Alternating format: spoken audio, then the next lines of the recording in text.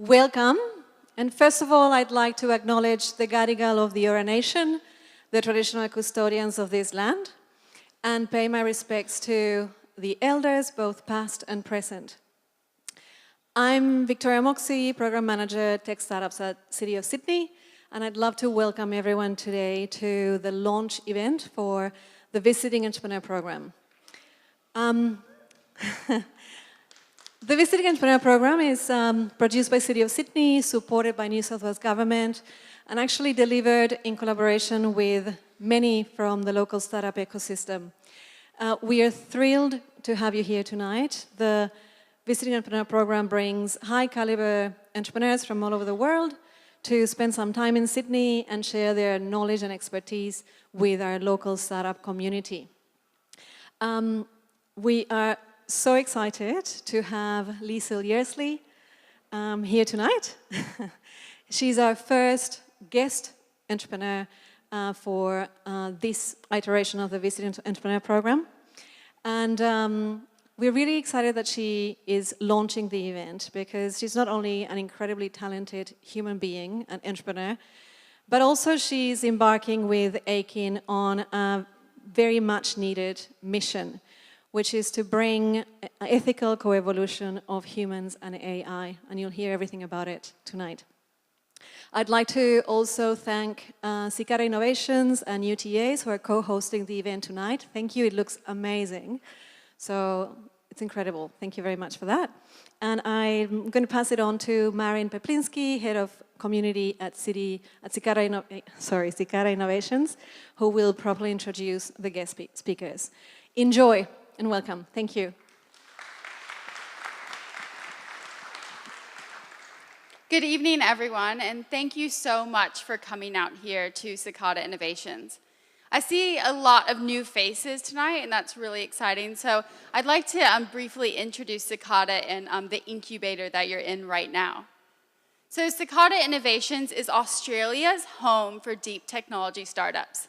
We create and validate new deep tech businesses through our specialized accelerator programs. Selected companies are then invited to reside within the incubator and receive the long-term and tailored support that's crucial for these companies to scale globally.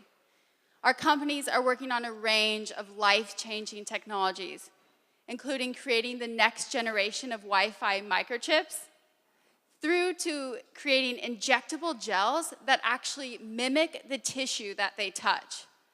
So we're really excited here seeing the industries of the future being created. We also are very proud to host special guests like this and thought leaders and visionaries to keep growing the tech ecosystem here in Sydney. So once again, please check our social media, LinkedIn, Twitter. We host free events all the time just for this reason, to bring together passionate people that want to see how they can change other people's lives for the better. So that brings us to the real reason why we're here tonight, and that's to hear from two thought leaders and visionaries in the field of artificial intelligence, and to dive into their brains and see how the moral implications of developing these different technologies. So facilitating tonight's conversation is Professor Michael Blumenstein. He's the Dean and the head of the School of Software from UTS, and a thought leader in automated pattern recognition, as well as AI. And of course, there's Leisl Yearsley, all the way from Silicon Valley. She's had multiple successful startups and has been really leading the AI industry for years now. Her past startup was acquired by IBM and is an integral part of their Watson product. Now she's here working on a new project, which is called Aiken. She's the co-founder and CEO, and they're working on humanizing artificial intelligence. So what does that look like in the future, and once again, what are the moral implications of that? So without further ado, I'd like to invite our two guests to the stage, and I'll end with a quick quote from Leisl Yearsley. "We dream the future in our minds and watch it unfold in our hands." Welcome.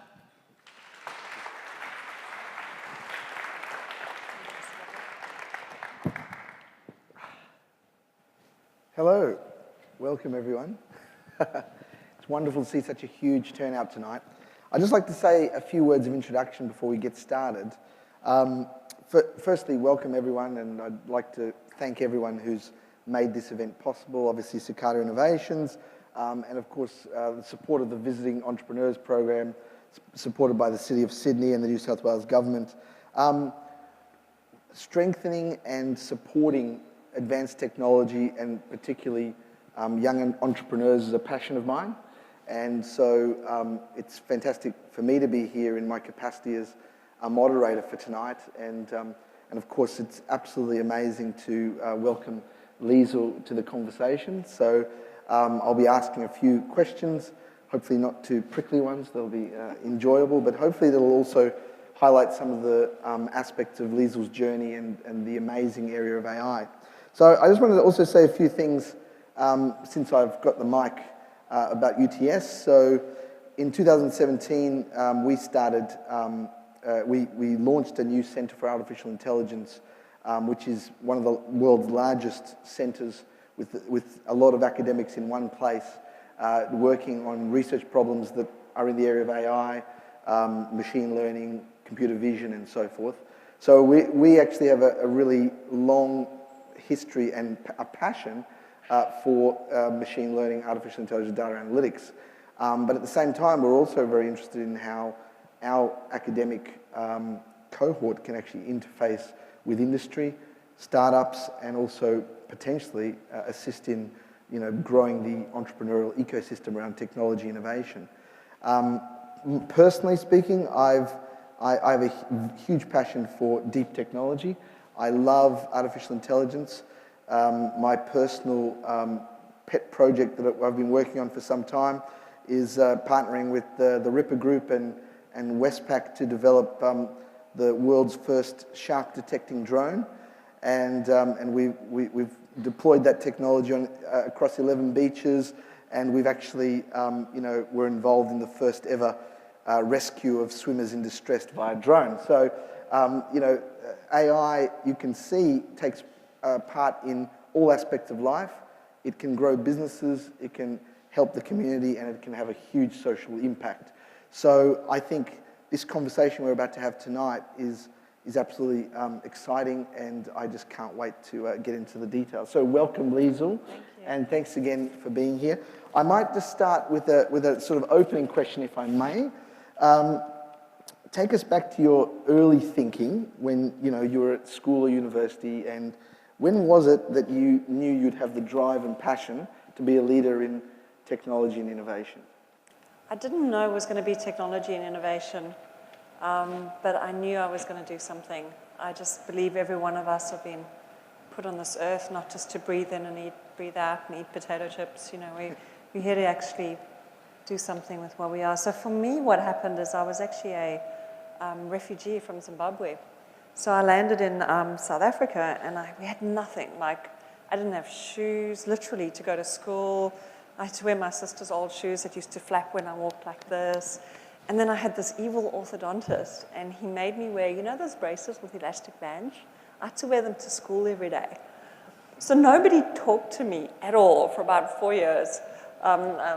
Except to throw things at me and call me Metal Mouse, So it was really cool because it meant I got to actually go and retreat to the library and read every single Isaac Asimov book they had.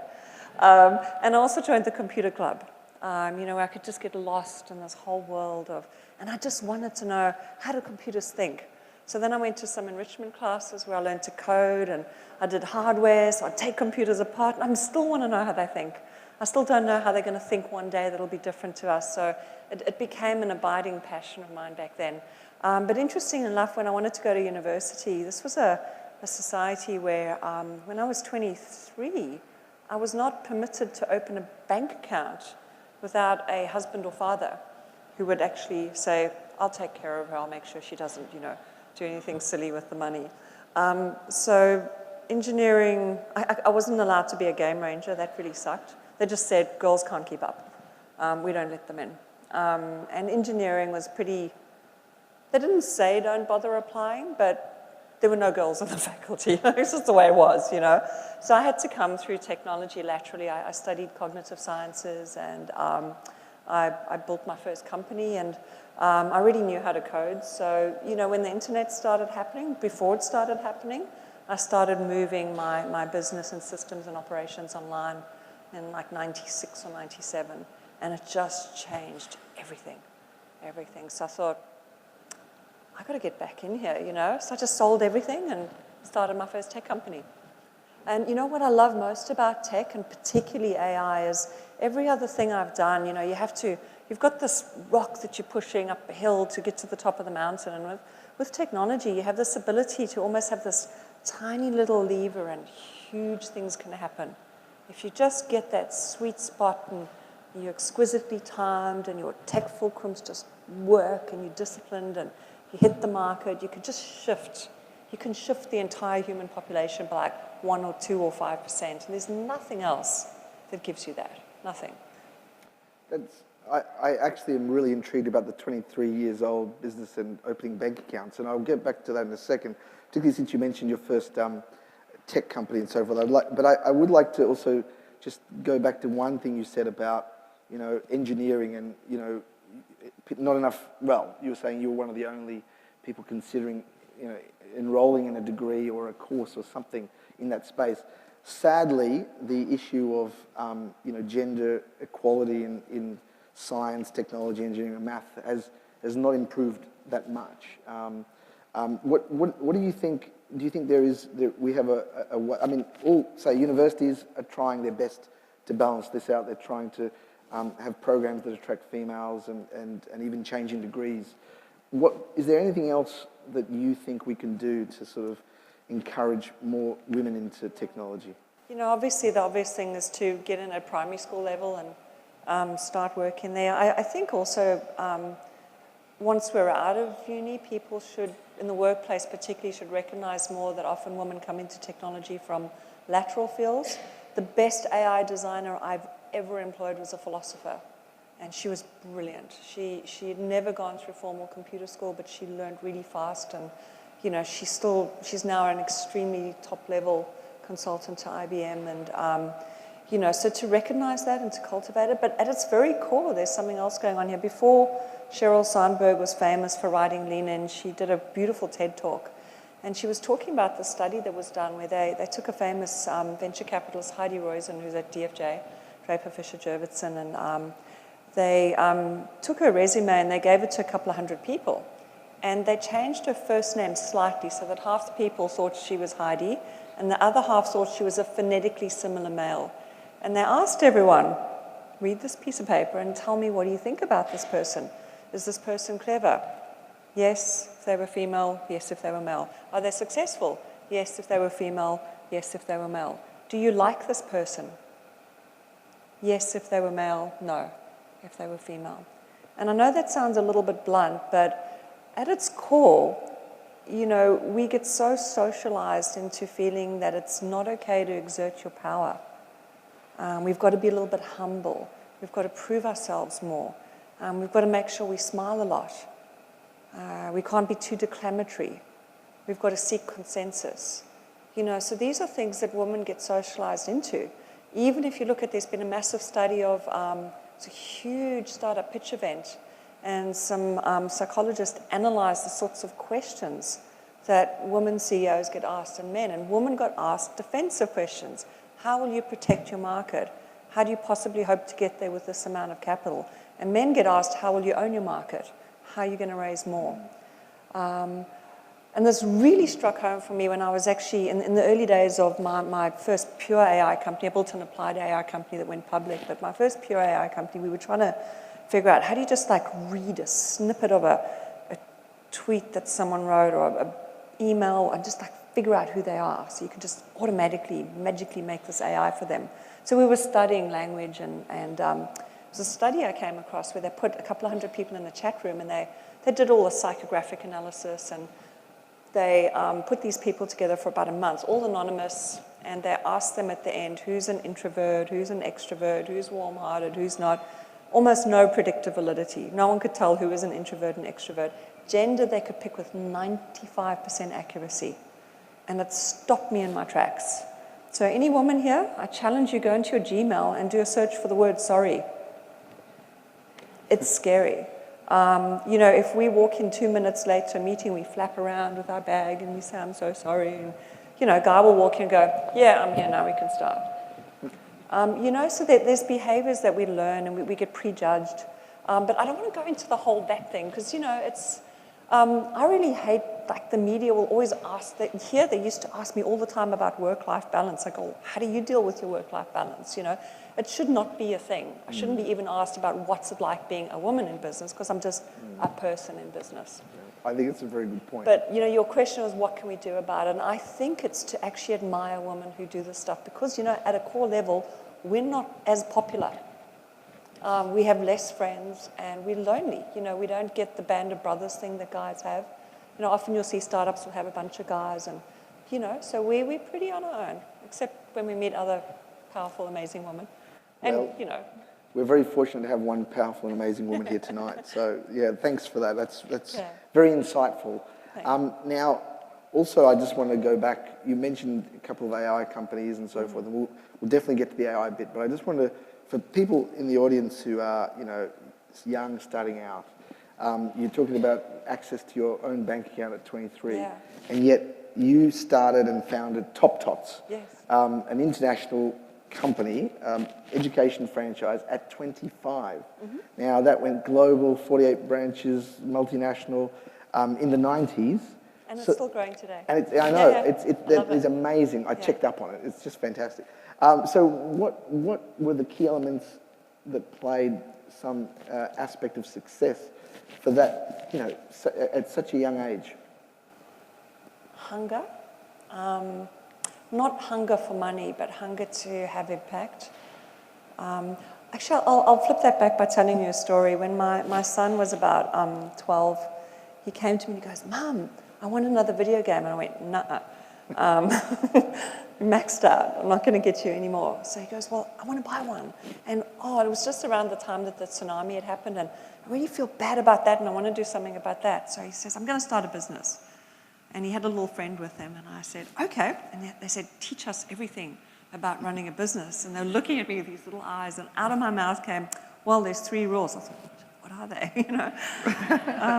So I said, well, number 1, you've got to absolutely know what it is. You not like exactly what you're going to do. You have to have this big, audacious vision of what the future is going to look like, and you have to absolutely believe it. Absolutely. I think the biographer who wrote about Steve Jobs talked about his reality distortion field. I cultivate that. I said, number 2, you have to love what you're doing because you've got to get up and be excited about it. And number 3, you've actually got to sell things that people want to buy. That sounds like an obvious one, but we tend to get obsessed with our own products and our own little subfield of the world. And we try and persuade everyone that if just 2% of the entire planet had this little thing that I'm in love with, you know, whatever. So they go, okay, well, our first idea is we're going to wash cars and sell coffee. And I said, do you love washing cars? No. And who's going to make the coffee? You, Mum. But first, though, we started with the vision. What is it you want? And they said $300. I thought, oops, I've set them up here. That's a little bit ambitious, but I had to go with it. So I said, $300. So then they circled back and they said, okay, we're going to sell cakes. We love cakes. We could eat them all day, you know, we can think about them all day.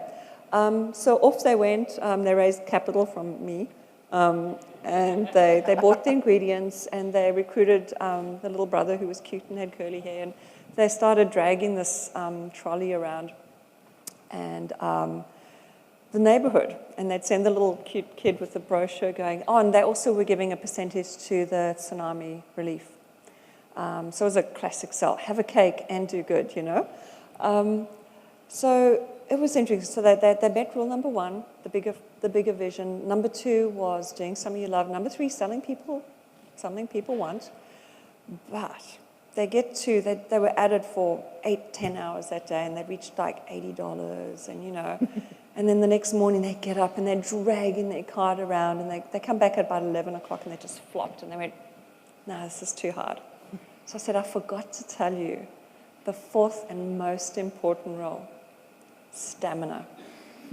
Once you've picked that, now not stamina if you're doing the wrong thing, if you're like deluded about your product, but once you pick that big goal and you absolutely know why it's going to work in the world, you keep at it. And I'd say that more than anything is why my businesses have succeeded. Because I've got in deep science way too early, like 5 years ahead, and you run out of all your honeymoon capital, and you go, oh my gosh, why doesn't the world know that AI is coming or search is coming or whatever, So what they did is they got up again and they dragged their trolley up the steep hill nearby. It was in Kilkil, so it was, and where they hadn't been before. And I get this phone call about 20 minutes later, and they go, Mom, you need to bring the car. I said, don't be lazy, bring your own. And I said, no, it's too heavy. We can't carry all the money. So what had happened is this guy had been sitting at the top of the hill, never got any hawkers or anything. And every time he had 50 cents, he'd throw it in a jar. And the jar was this big. And one day these cute kids arrive and say, we're raising money for charity. And he just said, take the lot. So I came over with the car, and they dumped it all on my bed. It was like a pile like this. And then I think they made $400, and they gave $100 to Tsunami. Well, no, they said they were going to give a third. So they got 2 games. So anyway, so that's been pretty much my lesson. So when I started Top Tots, the franchise, I knew I was going to have 37 branches because my competitor had 36. So, it was obvious. I wanted to get citizenship in Australia, and that was important to me. I now live in America, go figure. I knew what it was going to feel like. I knew not just the money and the success side, but what my life was going to feel like.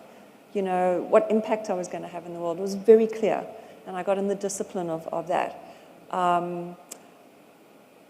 And then the persistence bit kicked in. So I remember one incident. I was in Africa, and I knew I was coming to Australia for a trip, so I spent a huge amount of turnover on advertising. And I get back, and it was a time of the Rwanda massacres. So these awful, awful stories, and people just walk for months to get to South Africa. And when they arrived there, they were penniless and they had nothing, and they would dig up the phone lines so they could get a scrap of copper so they could sell. So I had no phone, and then it rained for 2 months, so the telco wasn't fixing anything. So here I had this huge ad campaign running, and my phone would just ring out. It was all analog, So it was weird because I knew I always added 5 branches per quarter, and it wasn't happening.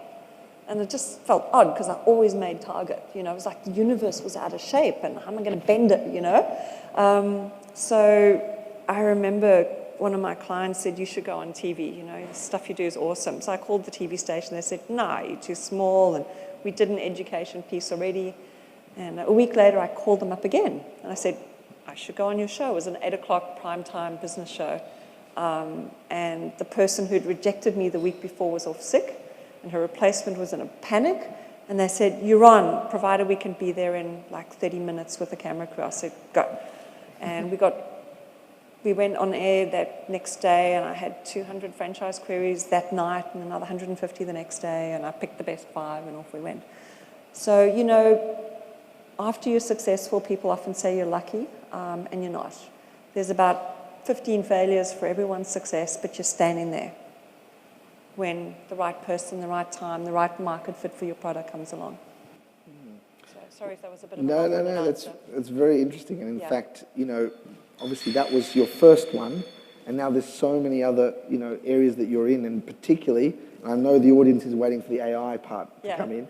You're talking about vision, you're talking about having something that, you're looking to the future and so forth.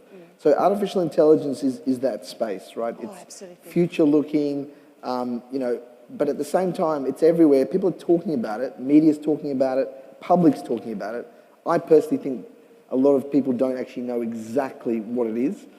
People talk about it in terms of a product like IBM Watson, for example, or other people say, yeah, that's powered by AI, And so, but a lot of people I think, have a misconception about it. So from your perspective, where do you think AI is right now, and where do you think it will go in that vision for the future? Ooh, how much time do we have? Oh my gosh. AI is so interesting. Throughout its life cycles, what's happened is there's been this, the 50s, the 80s, now there's been this huge surge of interest in computers that think like humans. And we have this massive flood of capital and media and interest, and we're going to try this and this new approach. And AI is hard. Like it's often years of work before you get something that's functional. And then the media starts going, whoa, you know, ba, ba, ba, ba, ba, ba, ba, ba. And then the sort of tail end of capital seekers come and start hyping their stuff, and you know, we go through a winter. And in the meantime, though, while we're in the winter, that AI research we were doing has become a part of life, and we don't even think about it. It's a weird thing in AI. Once it's become mainstream, we don't call it AI anymore. We don't think anything of talking to our phones anymore. This air conditioning is driven by fuzzy logic, which was AI from the 70s, or? Yep. Yeah, you know, so many. Scheduling in hospitals was one of the classic early AI studies. How do you create a system that can plan and schedule better than a human being? Air traffic control, like we can just go on and on. Every single industry has been touched by AI, but we don't think of it anymore. But we tend to have this vision of anthropomorphic AI, you know, human-like AI. So where we're at with that at the moment is, you know, we've had really two waves of AI, at the risk of oversimplifying. I feel a bit funny saying this in front of a professor, you know, but we've had this sort of first wave was this very purist, let's teach machines to think and reason, almost like a child. Let's teach it, you know, this is a cup, and in the cup is, I'm sure it's water, hey? It's water, yeah. Yeah. You know, in the cup's water, and, you know, here's a mouth, and the drink goes in the mouth, and, you know, so we try and teach it an object, and it's a symbol of something, and how those symbols relate to each other, and that's called top-down learning. And then theoretically, the system can reason. So this held great promise, and this was the first wave. You know, those robots you see stumbling around and falling over. The problem with this approach, though, is that it needs a human to teach all these rules, and once it goes out of a narrow space, they all start to get in conflict with each other, and they often fall over. They get brittle outside of a problem space. So that was the first kind of crash. What's getting all the hype at the moment is deep learning. But that was kind of invented in the 70s, 80s, and 90s, really. It was inspired by non-computational intelligence fields like neurosciences and biological sciences, where we went, well, we already know how nerves process. What if we replicated that in the architecture of AI? So one of the sort of nicest explanations, well, it's probably not truly accurate, but deep learning is like a very, very, very complicated Excel spreadsheet that you fold on itself. And where the nodes touch, you have some magic happening.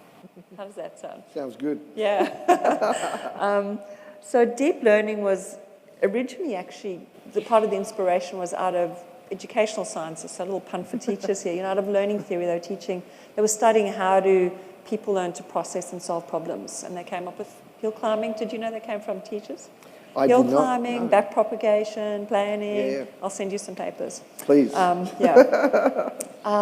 So that got baked into architecture. Then we had the 2000 crash, and everyone retreated back to the labs again. Now what's happened is we have enormous computational power and enormous sets of data. So we're throwing that at deep learning and starting to get these almost magical results where computers can see and classify. You just showed 1 million examples or 1 trillion of a glass, and, you know, whenever it's in Michael's hand, it's got water in it, you know, there you've learned something. Cheers. There we go. So, you know, what we're seeing in the last sort of 5 years of AI is hybridizing the approaches. So, you know, you might be in an autonomous car and go, okay, tree, pedestrian, tree, pedestrian, tree, pedestrian. And then you have a sort of a more symbolic system that says, what do I do with this versus that? We think the next wave of AI, my personal belief, it's going to be inspired by a new wave of neurosciences. In the meantime, cognitive sciences and neurosciences has moved on. We don't believe anymore that people solve problems the way we used to think they do. There have been incredible bodies of work in how humans reason, the sort of abstract structural frameworks we throw around things. You know, the state of the art in AI is AlphaGo with DeepMind that was acquired by Google, and you've still got a defined problem, fixed variables, 2 players, black and white pieces, an almost perfect set of data on how it's been won and lost before. I bet there's not a single hour of this day that you've walked into a situation where none of the variables changed. Your data was all perfect, and you knew exactly what the goal was at the end of a situation. And yet we reason our way through that. And we're just hardware and software. We're a bunch of nervous tissue that fires on and off, you know, in zeros and ones, and some software to tell us how it all should roll together. So in theory, it should be possible to replicate abstract reasoning in messy environments with, you know, nebulous goals and weak or minimal data. So whether we get there or not, I don't know, but investment in deep science is critical. It's not where a lot of investment's going, except from government. A lot of it's in what's your AI app, how you're applying current deep learning to this particular industry niche. I think that's a little bit sad. I couldn't agree with you more there, coming from an academic background, obviously. I think you're totally right about the importance of the investment into sort of deep science, deep tech at the research level, because some of the most amazing innovations have come out of research labs in the United States, even in Australia and other places around the world. Yeah. The other thing I totally agree with you about is the future about being very much based in neurosciences and the cognitive space. You may know that the first ever neuron was discovered in 1943. Artificial neuron, I mean. So what that means is, as you said, there are cycles of AI that have been going on for decades. And yet we're just seeing this, cool deep learning stuff, but actually what it's trying to replicate is basically how the human mind works. The problem is we don't even know how the human mind works. We probably know about 5% of what we should be knowing. So the future is definitely in the cognitive and neurosciences, but what's needed is support to develop that so that, our next wave of AI can happen. So, I know you're supposed to be asking me questions, but I want to ask you, how do we deal with this thing where, on one hand you have this thing where the real AI people go, that's not real AI. That's just like a natural language processor with a speech overlay, using a bit of machine learning to classify inputs, and then using some semantic analytics to block, okay? Yep. But everyone else and their dog is going, yeah, I've got a calendaring app with a voice on, I'm doing AI, How do you reconcile that? It's like the people who really do AI keep sort of downplaying it, and yet at what point are we just a componentized set of functionality stacked together? Like, could we be iterating towards it and not we don't call it AI unless it's something magical that we haven't done yet?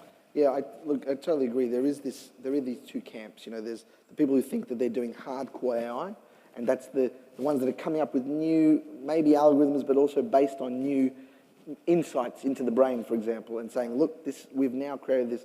And some of those people view the people who are coming up with the applications, the things that can go straight out in the industry and actually play a part and say, yeah, that's been done before. So I think our perspective at my university is that you need both. You need to actually be up in the game of what the fundamental science and research is telling us to actually, because that's what AI has been doing. It's going like this. It's been going expectation, and all of a sudden the expectations are met, so it's dropped. The current cycle of deep learning has brought the expectations up again. I suspect it'll drop again. Yeah. But it's the fundamental science that will innovate the next step that will hopefully bring us closer to what we really want to achieve. So we need both. And probably the difference now is that you have every giant tech company in the world declaring themselves to be an AI company and throwing billions and billions of dollars at it. So something's got to shift. I know, and that leads me to my next question, actually. It's true that a lot of... I've just come back from Tel Aviv in Israel, and the companies there are saying, we are the top in innovation in AI, we do this, we do that. There are a lot of people professing that, but there's also the companies that aren't AI but want to use AI.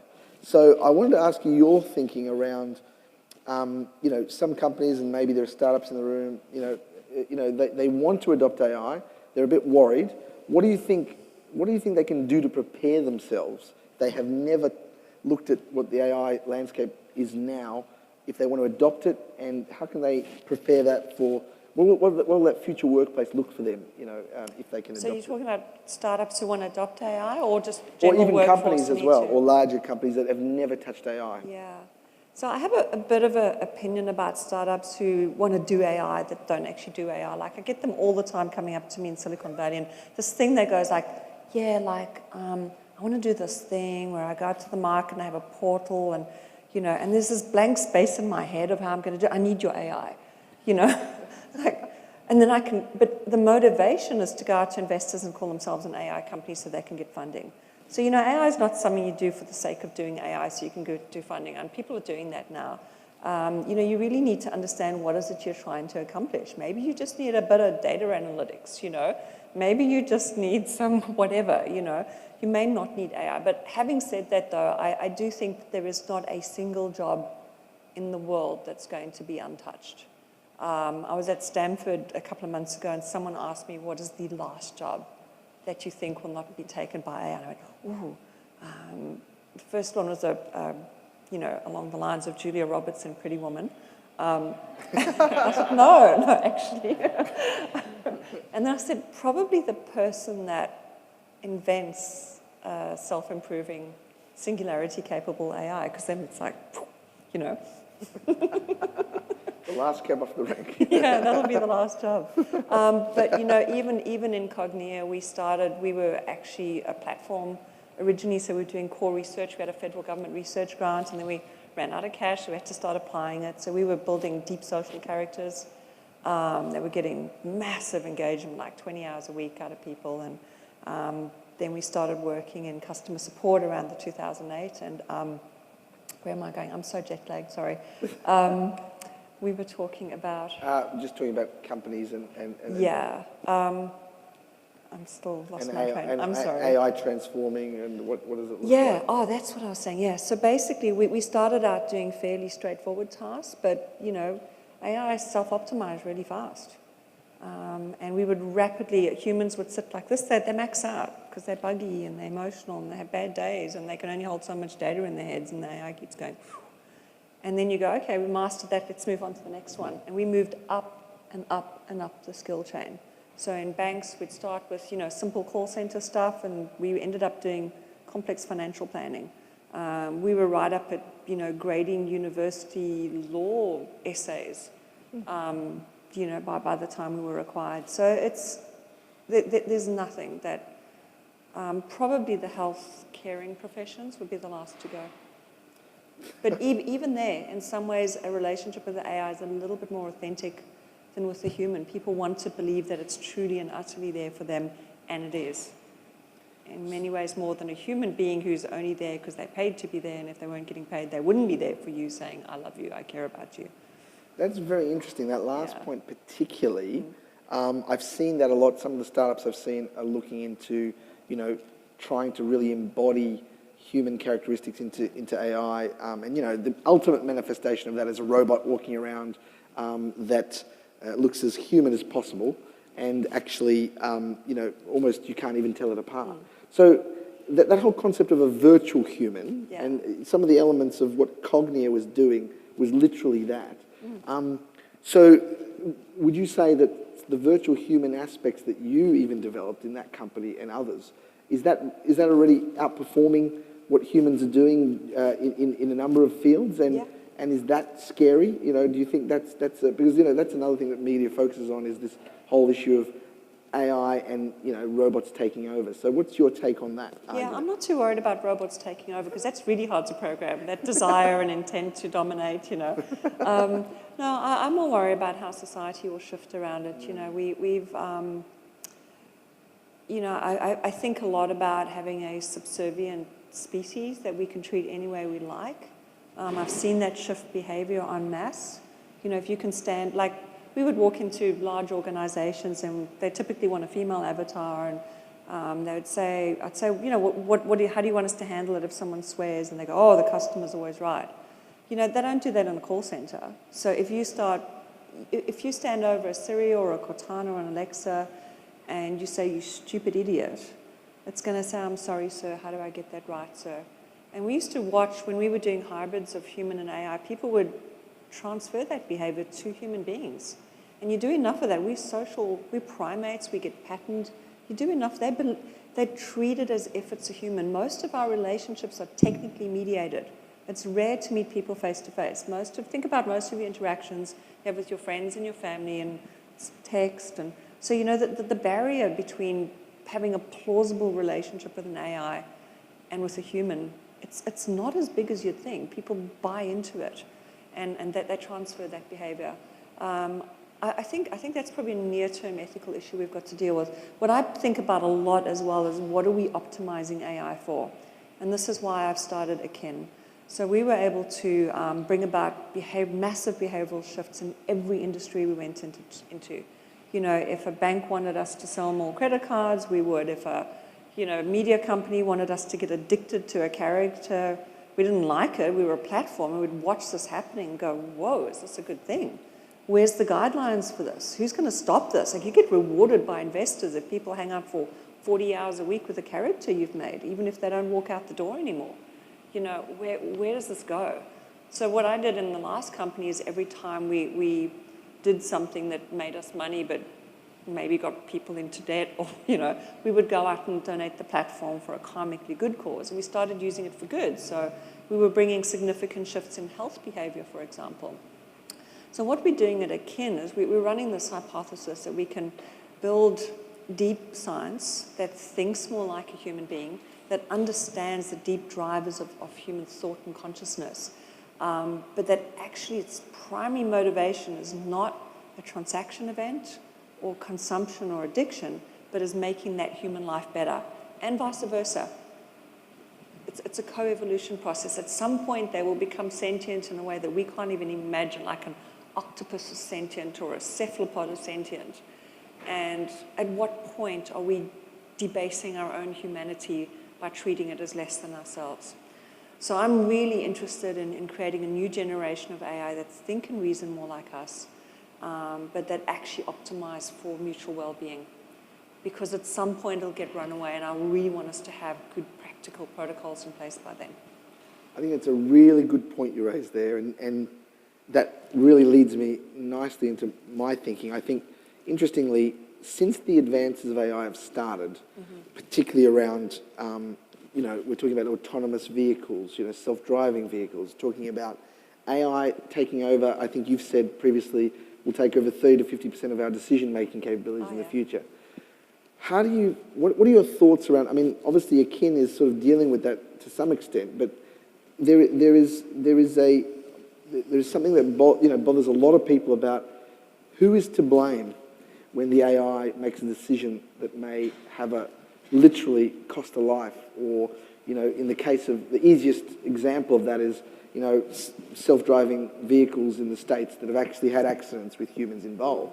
And then we're talking about the ethics and the moral implications of AI, because then you can't point the finger at anyone. You're pointing the finger, well, potentially at the automation, the AI, you know. So what can you share with us a little bit of your thoughts on where that's going, and you know, in a sense, what can be done, or how we can prepare ourselves better for that? Yeah, it's an interesting one. I mean, I think it's something we can just throw our hands up and say we don't want to think about, but it'll be upon us before we realize it. And, you know, even besides autonomous cars, I think that the very near-term one is the anthropomorphization of AI. If I can just touch on that in a minute, we were talking about the uncanny valley, you know.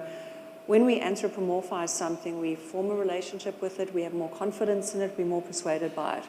So people talk a lot about uncanny valley, but if you actually look at those studies, they're mostly done with those kind of weird rubber robots, you know. But in general, if you can make a system that's congruent with its intelligence and you anthropomorphize it, you actually get persuasion, relationship formation, confidence.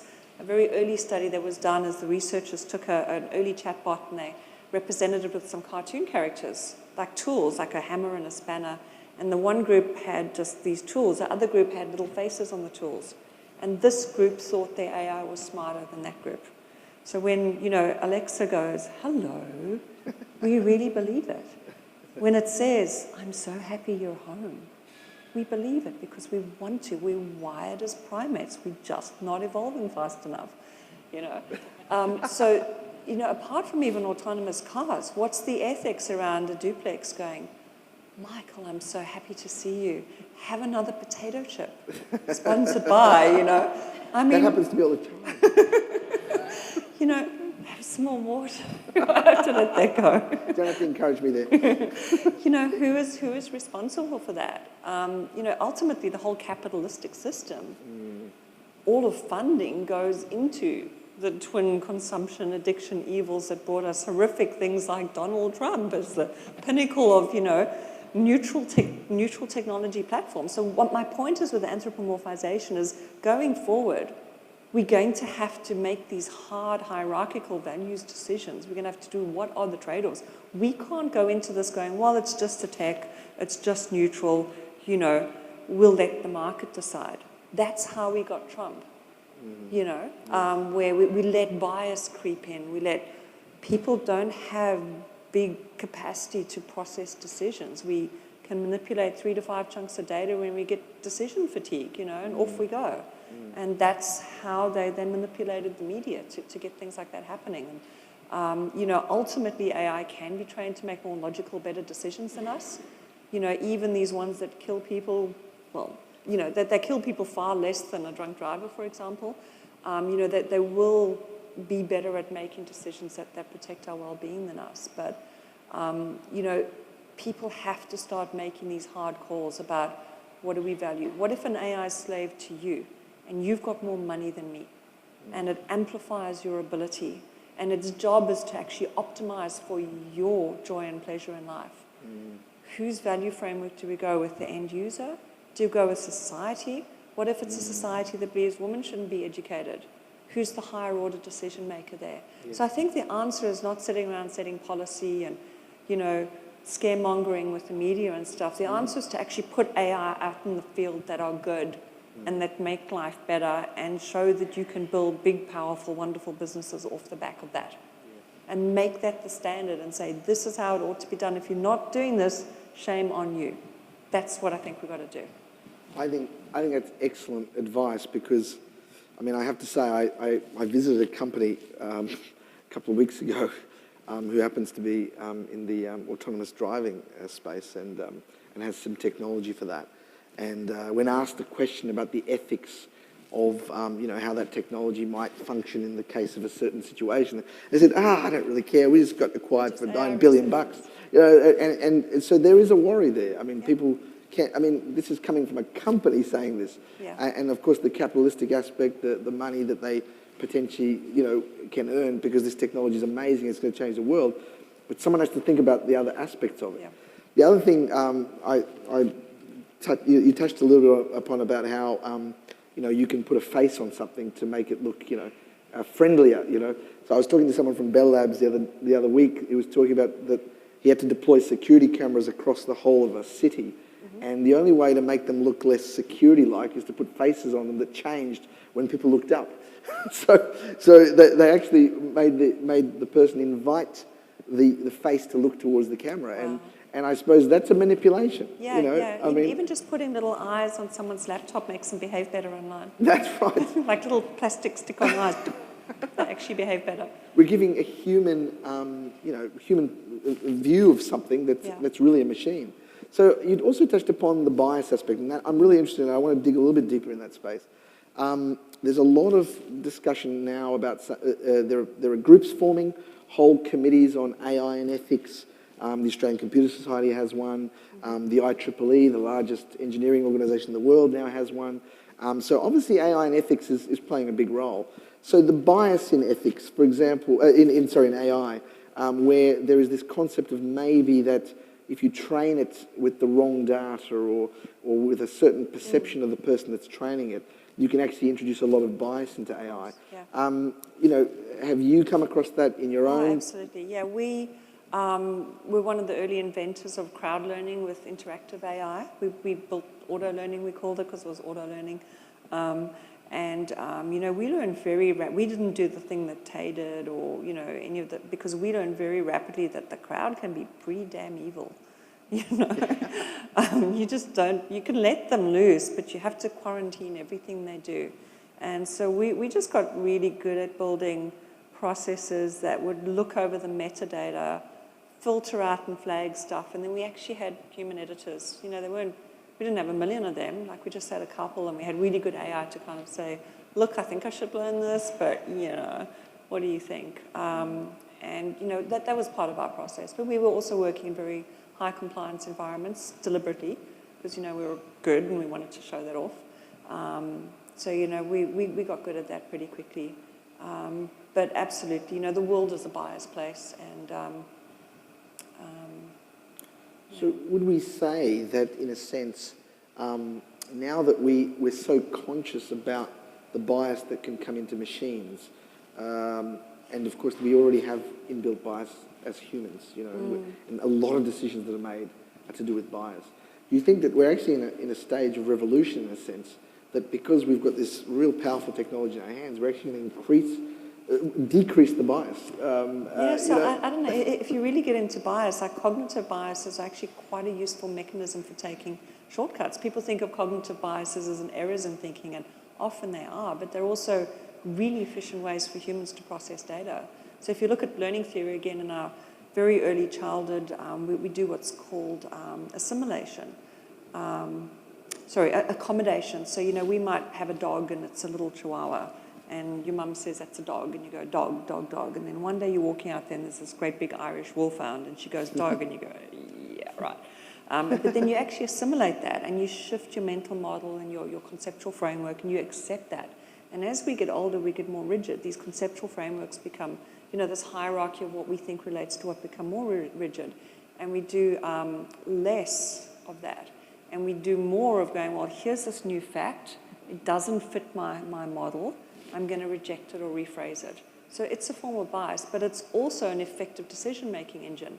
If you're a caveman running around in your loincloth and this thing leaps out at you, you go, I'm going to chase it, or I'm going to run. And you don't think about it because you've got this framework that's been preformed that you can just turn to, where a particular set of variables coexist in a particular pattern, and you have almost like a meta lookup table of that pattern. So, in a sense, we can leverage bias to get less computationally intense decision-making. I think it's going to be unavoidable. The challenge is more not just, again, saying, oh, we can't have bias, but, where is bias appropriate? And if there's a hierarchical decision that's made, which one do we make?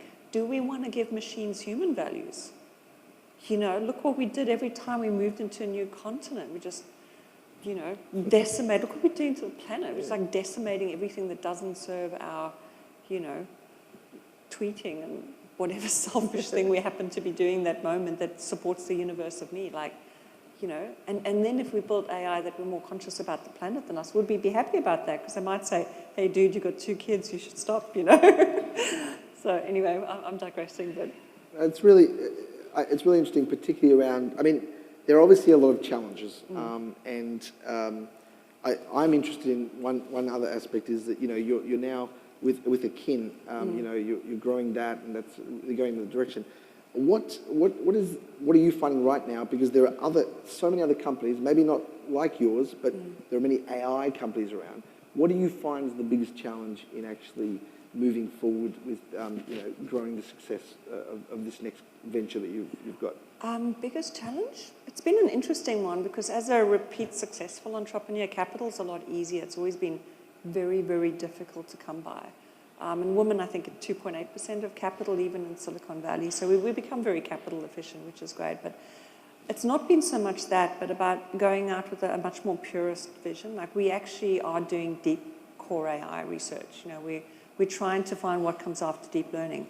What's the next neuroscience-inspired generation of artificial intelligence that's going to be able to solve deep, complex problems with minimal data? And, you go out to Silicon Valley and they go, well, how are you going to apply this? And we go, well, this, and they jump on that and they say, we'll back that app. So that's kind of hard in a way when you've got someone like, Sequoia saying, we'll give you cash now, but we want you to build the perfect boyfriend app that's going to, get people shopping more. And there's a VC who backed Jet.com. I don't know if you know about Jet.com. It was acquired for $3.2 billion. Oh, great. This is like another Amazon app that will, get people buying stuff. And I'm going no, that's not what we're building. We do want to apply it to the human home and to running life. It takes over 25 hours a week of cognitive load to run a life. And that's a complex problem. So that's one of the problem spaces we want to work in. But we're not doing it to optimize for shopping. We're just not. So, for me, it's actually been hard saying no to capital, but I feel cruel saying that because I know how I've been there, believe me, and oh my gosh, how am I going to make payroll? I'll give another Amex card, I've been there. So but, to stay pure to that, talent's hard as well, which is why I'm in Sydney. We're actually setting up a research centre here. We're hoovering up as many talented students and people as we can find. And what we're actually hoping to do is make Australia a showcase for applied ethical AI. So not just like all hand-wavy ethics, but we're bringing together a couple of big industry partners, and we're hoping to work with university partners and say, well, let's get 5 million good home AI in the world that are out in homes that are not optimizing for, buying another pizza or buying a bunch of junk you don't need, but are optimizing to make complex decisions and, get us more connected with people, get us managing our money better, get us, actualizing and growing and learning. Kids spend more time with technology than with their parents now. Where does that take us? So, so we're actually getting a lot of interest in that, and that's been great, because there's a lot of talk about ethics, but not a lot of actual doing. So the first thing is just developing metric systems that we can optimize against. We can't use things like accuracy in transactions. We have to use things like quality of life and quality of experience. How do you measure that? So that's a great challenge, and we're loving that one.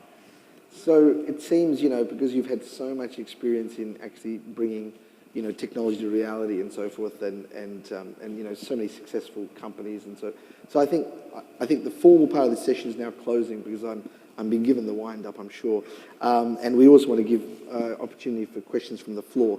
I'd just like to see if you could leave particularly the audience and any young entrepreneurs in the audience with the last 3 tips of what you think they should do if they're aspiring to go down the journey that you've done. I know you mentioned some already at the start. I'm going to repeat them. I mean, basically, whatever you're doing, you think that there'll be another startup and another startup, but you're going to give 5 or 10 years of your life to this company.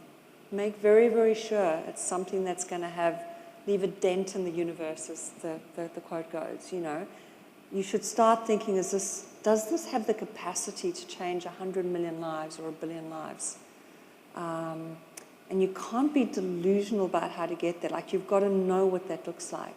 So have a vision that's bigger than you think. Don't go and chase a niche. Think about you are talented, and you're sitting here because you are people who want to change the reality around you. So that it's you. It's not some other Steve Jobs that's going to turn up. It's you guys. We're going to do this. So have something that's big and significant. Make sure you love it, because, for pretty much half of my entrepreneurial career, I was not paid at all.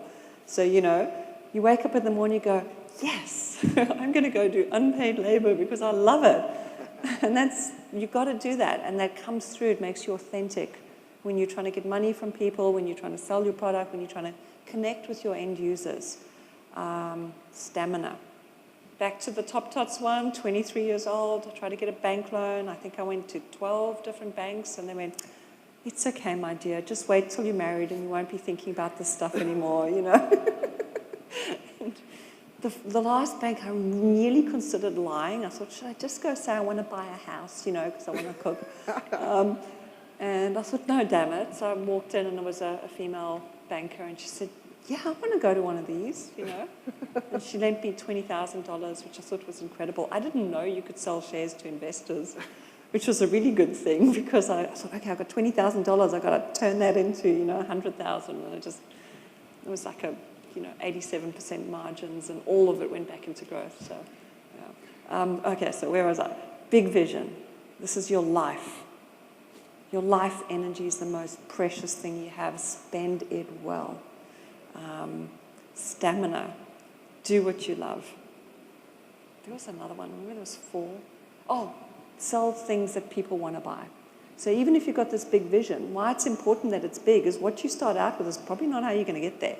You might think I have this amazing little widgety, whiz-bangy thing that everyone's going to love, and they don't. And you go, oh, I'll just give up and go home now. No. I'm going to shift the human population state by 5%. There's a lot of ways you can get there, And you've got to have a broad shape to it, and you've got to know that thing. Like, I always think about where's society going, where's technology going. Particularly in Australia, we have to think harder, because it takes us longer to commercialize, because we've got that 15-hour flight, So we've got to think harder about that and pick where it's going to be 2 or 3 years from now and build to that. So I built my first search company. I started in 2000. AI started in 2007. So having that bigger vision, but then being absolutely lucid about, is this line actually working? Drop it while you still got money. Come at it from another angle, and you'll get there. That's wonderful advice, and I'm really excited also about what you're talking in relation to, making Australia a showpiece and using our talent. And I'm sure any universities in the audience will be very interested to be hoovered up by your company. And you know, thank you so much for an exciting just the discussion. last word, we're actually we're a public benefit corporation. Okay. It's very hard to raise capital that way too. So we're not a benefit, like a not-for-profit, it's a for-profit company. But we're able to make decisions in the interest of this mission of the co-evolution of AI and humanity. So, yeah, so we try to bake it into our DNA this time so that no one can change it later. That's fantastic. Well, thank you so much, Leisl. No We really worries. appreciate it. And please join me in giving a round of applause to Leisl. Thank you. So I believe we now have some time for Q&A. So do we have a roving mic? We actually have 2 roaming mics, so we'll be rotating across the room. I see a question over there from Tim Cannon, so we'll start back there. Hi. One of the things that our company focuses on is like kind of merging biology with the digital space. We do implants and things like that. We've experimented on ourselves. It's been a lot of fun. One of the things I kind of wanted to know was, do you really think that we should be making AI more human-like, considering the failings of humans? Don't you think we should try to be making humans more AI-like? Is one of the ways that... And maybe you could settle an argument for me. I think that AI would do way better at judgments and law than... but some people have said that that could bring in the implicit bias of the law. So how would you scrub that implicit bias of the law out if you were making an AI yourself? Well, on the last question, wouldn't it be better if the judge's time was spent in meta-analysis of the AI's decisions that could then optimize as opposed to case after case? You've probably seen that study, I think it was out of Israel, where they were looking at payroll and how often payroll was granted. Parole, after prison sentences. And they were thinking that, you know, people would, you know, if you were Israeli, you'd grant less parole to a Palestinian. They were wrong on everything. But there were still patterns in the data. Eventually they figured out that you were more likely to be granted parole if you were straight after a lunch break or if you were earlier in the day. And these are trained judges who've been at it for 20 years, you know, because of decision fatigue. So again, you know, why not take a judge at 9 o'clock to 11 in the morning and say, optimize this AI, you know? That's a good way to get bias out. So the other question, should we be becoming more like AI? And I mean, if you're Elon Musk, you think we better merge with them, otherwise we'll just become an ant in them under the foot, you know, of footnote of evolution. I'm of the opinion that they will out-evolve us. I don't think we could say one will be better or worse. They'll be different. Should we become more like them? I don't think we have the capacity to. You know, it took us many millions of years to get this particular configuration of hardware and software. And yet hardware and software and computational science is just going up and up. So I'm of the opinion we don't have the ability to become like AI. Do you think we optimized to the wrong local minima? Sorry, say that again? Did we over-optimize to the wrong minimum solution? Yeah, well, there's one ex-Googler who's decided to start a religion and worship AI just in case, you know, they'll get spared, you know. Thank you very much. Yeah, no, but I think in the near term, thinking about merging, again, it could be, you know, elitists, people who are wealthy, who can get their grandchildren off to Mars and, you know, who can fuse with technology and hyper-augment their powers will have an advantage, and that's where it's going. And questions over here, thanks.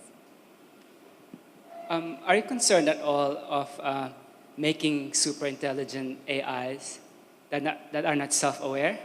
Like the Nick Bostrom example of paperclip optimizing AI. Are you concerned about that at all? Oh, yeah. So I think you're referring to a thought experiment where, let's say you built this beautiful AI that could problem solve anything, and you said your job is to make paperclips. Now, in theory, this AI would go out and mine every last mountain on the earth and flatten it and kill every last tree, and the world would end up with a giant Mount Everest of paperclips and no living sentient beings on the planet. So you're saying, should we... Yeah, I think that happens because that intelligence we create is not self-aware. It's just aware of the goal, and it just goes... Yeah, so I want you to hone in on the self-awareness thing. It's this ever-elusive goal of AI. You know, are we self-aware? Really? Or are we just a bunch of neurons that think we're self-aware? And could we build an AI that thinks it's self-aware? Yes, probably. You know, I think that the more practical solution that we're shooting for now is let's optimize for the right stuff, you know. And that's my biggest concern with the current capital model. We're optimizing for the consumption and addiction that I'm talking about. 64% of US households have Amazon Prime. 64. 80-something% of affluent households. They are not optimizing for you to save money, eat healthier, have more connections with your family. That's not what we're optimizing for. We're optimizing for shareholder value. I'm going to sound a bit like a socialist, but you know, that's what we need to be thinking about now.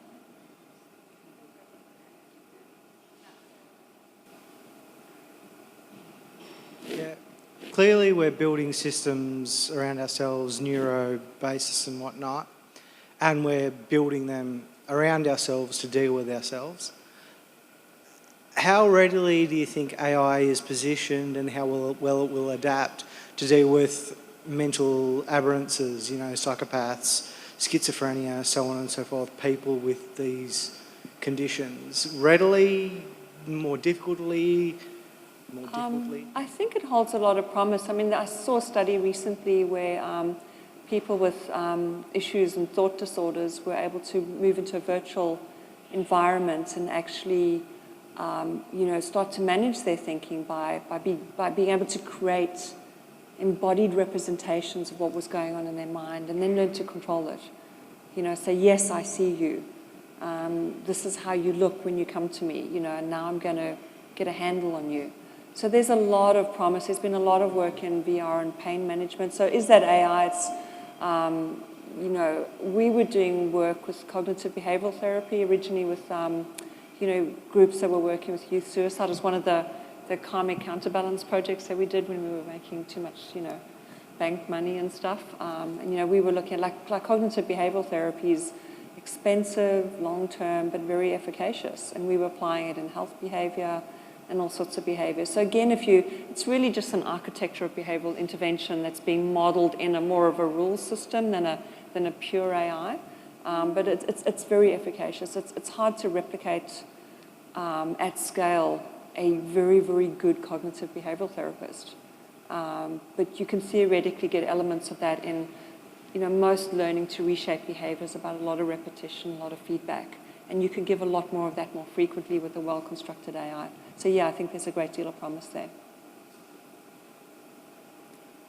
I think it's great that you're looking at doing good from such a powerful tool. Is there any regulation that might actually help you? Because regulation obviously comes up after the fact to try and... Is there anything that lawmakers or governments or regulators could do that would actually make it more likely to have a good impact? I can't see how regulation is going to help in the near term. You know, even the regulations that are going to come, in a sense, a lot of the times it's just going to impose a lot of constraints on startups that bigger companies can afford to deal with. A friend of mine ran AVG virus software, and he ran it out of Europe. And they had an ethical standard that their job was to protect their end users. And one of the things they would do was they would have a default state that no one cookie tracks you unless you specifically want them to. And he got called into the White House and pressured because Google, sorry, I hope there's no one from Google in the room, and if there is, I apologize. Actually, I don't. You know, I'm just going to say it like, you know, Google actually they spend millions, tens of millions of dollars in lobbying government, and he got pressured to change his default state to allowing people to be cookie tracked by Google. And he said, F you, I'm a European company, I'm not going to do this. And they made life very difficult for him. So, you know, I suppose what I'm saying is regulation policy, and to my mind, a lot of big corporations are setting up ethical think tanks, but are they changing what they're optimizing for? No. You know, so I don't know if it's necessarily going to help in the near term. I think, to me, what will help more is that, you know, it's not going to be a groundswell of people going, "Ooh, my data is private," because the general masses don't really care about that. But what it will be is a groundswell of people going, "You know, if I use this thing, my life feels better. I'm more effective at work. I'm making better decisions. I'm spending more time with my family or my loved ones or my friends. And, you know, I'm walking around with my dog more. And, you know, like if your life gets better because you're using a system that optimizes for that, my hope and hypothesis is that we will use those more. I cannot, though, point to a billion-dollar company that's proven that. And that, to me, is a harder challenge than the technology. Mm-hmm.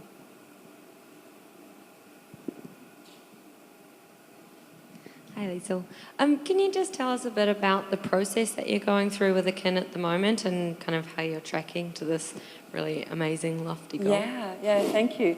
So what we're actually doing is we're setting up, we are building deep, complex problem-solving AI with the goal of it being able to form relationships with human beings. So we're putting together teams of research scientists. We've got 7 people in the Valley. We'll have about 15 people employed here by August. And we're going to keep growing. We have Silicon Valley venture funding and investment from Westpac Reinventure, who's been incredibly supportive, and Westpac Bank as well. And so we're putting together this team of researchers, and we're working on deep core AI. How do we form a deep relationship with someone? How do we use neurosciences to make complex decisions? In parallel, we're actually setting up field trials with industry partners. So we've gone out to a number of big industrial partners who really do actually care about the relationship with their clients. They're seeing themselves being disintermediated by big tech giants, and they're going, well, our key asset is, you know, we're a brand that really cares about our users. So we're going to them and we're asking them to collaborate with us in a research consortium and do large-scale field trials. So our goal is to have 10 or 15 million Australians using an alternate version of whatever their preferred AI is. It might be an ambient AI, it might be an augmented reality, it might be a voice hub like a Google hub. You know, and we're actually going to be doing large field trials on how do we measure and optimize for an AI that makes their life better. So even though we're going to industry verticals like food and financial services and travel and experiences and, you know, education, we see life as a matrix. So if the story I told the other day is we got Alexa, and she now lives unplugged in the kitchen drawer because within 2 weeks, my teenage son discovered that he could stand over Alexa and go, pizza. And Domino's Pizza is one of the top downloaded apps on Alexa. And what has he learned? I can stand over the submissive female, tell her what she does, and she does it. Okay. There we go. Number 2, I don't have to worry about mum's, you know, grocery budget. I don't have to do dishes because it was like actually my turn to do dishes tonight. Who wins? Amazon, because there's been a transaction event. Who loses? My family values, the calories we're packing on our body, and therefore the health system. You know, society is wearing the cost of this. So we're trying to figure out, can we build an alternate structure with ethical companies who really want to optimize for society and their users. So we're doing very practical field trials. We're going to put hopefully millions of these out into homes, and we're going to be very transparent about what we find. We go, oh, we thought this was a good idea, but actually we stuffed up, you know. We thought we were optimizing for a relationship, but actually no one walked out the door because they were just having a great time talking to this AI, you know. So we're going to be exploring it in the field, and we're having a blast.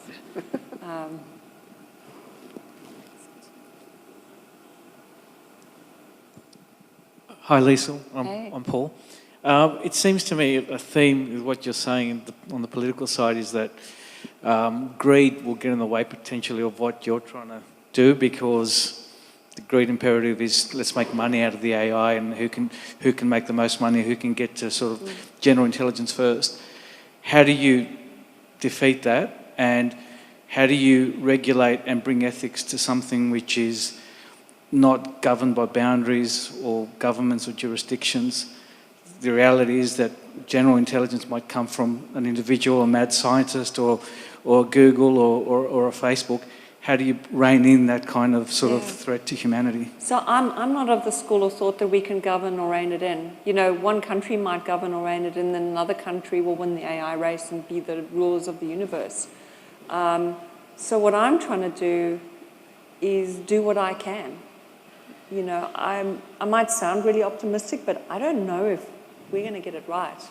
I don't know if forms of AI that optimize for well-being are going to be the dominant forms. When I was in South Africa, I was in the anti-apartheid era, and I got tear gassed. And we had this wonderful sociology lecturer who used to vanish all the time and get sent to jail. And she said to us, you know, you think the society we're living in, it's so evil, and it is. And we think it's so insurmountable. We thought there was no way we could change the system. But she said, society by definition is people. And if one person changes, if one person stands up and does something, even if you don't change everything, by definition, you have changed society. So that's all I'm trying to do. I'm just doing what I can do. And I think every one of us are going to be faced with these choices at a micro level. You know, when you've got a KPI that says I'll get an extra big bonus at Christmas time if I do this, and you go, well, is that really a good thing to do? You know, and we can make these decisions. And I found corporations surprisingly willing to be part of this, you know, and to shape an alternate future. So I don't think we can regulate it or rein it. I think legislation will never keep up with AI. Okay, we're going to take our final 2 questions. Sorry, mine will be very quick. Do you think that AI that requires less data to run is intrinsically more ethical? Sorry, AI that requires less? Less data to run. You were saying previously that as AI gets smarter, will solve increasingly more complex problems using less data, less personal data, less data about the world. Do you think that AI that requires less data is intrinsically more ethical? Not necessarily, because if you're trying to make do with less data, you have to use more hierarchical abstract structures.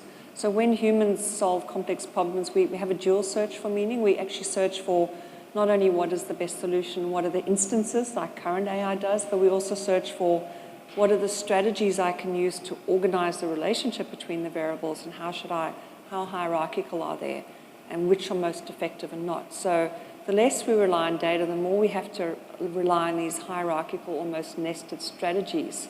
And if they're flawed, it's still unethical. So, you know, we actually think a lot about this, and trust is a function of competence and intent. So unless the core intent's right, then it can be competent, but you can't trust it.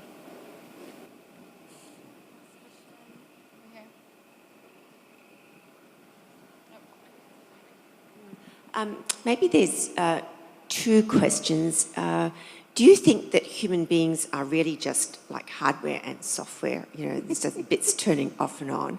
And then maybe, okay, so what was your definition of a human being? You know, how do you define that? Jet lag, that's, wow. I've had That's a tough one. Yeah, I've had different opinions at different times in my career. When I started in AI, I was just very practical. I thought, let's just build all the bits and put them together and we'll approximate intelligence. Because, you know, kids kind of do that. We learn this skill, and we learn that's a dog and that's a dog. And, you know, so you could get some reasonably good systems together that way. I kind of do think, you know, this can get very religious. You answer that one. Well, I personally, I think, you know, the human being is a miracle of evolution. You know, it's taken, you know, millions of years to come up with what we have right now, right? So I think it's amazing that our goal now in life, as for people who are in the technology sector as a society, are to emulate what has happened over millions of years. So I think the human aspect, with all its flaws and all its problems, is miraculous. Yeah. And we're chasing for the last 70 years the possibility to create something that can come close to it, and we have not come close to it. Yeah. I know the technologies that Leisl's developed are great, and there's amazing things happening all around the world, but there's no artificial intelligence technology that's like this. Yeah. You know, and I'm not talking about me, by the way. I'm talking about humans, right? So, you know, so we should be very.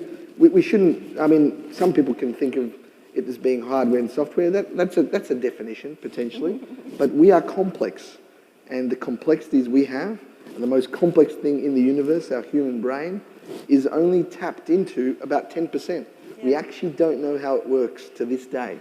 So I think we should be excited that we're on the verge of actually creating technology that's coming close, but it's still far away, and we've got a lot of good opportunities to innovate, and to me that's exciting. Yeah, and I think a lot of us AI researchers think, why replicate human intelligence? We can certainly learn from it. We're much better now at mapping parts of the human brain and why it's doing what it does, and we can replicate it, but why confine it to that? You know, you look at something like a cuttlefish. It's amazing. Like, octopuses have 60% of their brain in their arms. Like, what kind of thinking is that? We can't even conceive of it. Our minds are limited by what we think intelligence is. So what if we just created systems that figured out how to get better and better at being themselves and being intelligent? You know, what if they got a totally new definition of intelligence and sentience to us? We won't know. It's true. You know, but that is what we're building. And I suppose I know this has turned into quite an ethical discussion, but the thought I read first in a Wait But Why blog, you should read it, it's awesome, was what sort of gods will we become? You know, if we're creating another sentient life form, what are we creating? And we're not going to be able to regulate our way into that. So. Wow, thank you so much. And I think that's such a great and thought-provoking way to end tonight's fireside chat. So if you guys could all join me in a round of applause for our two really special guests.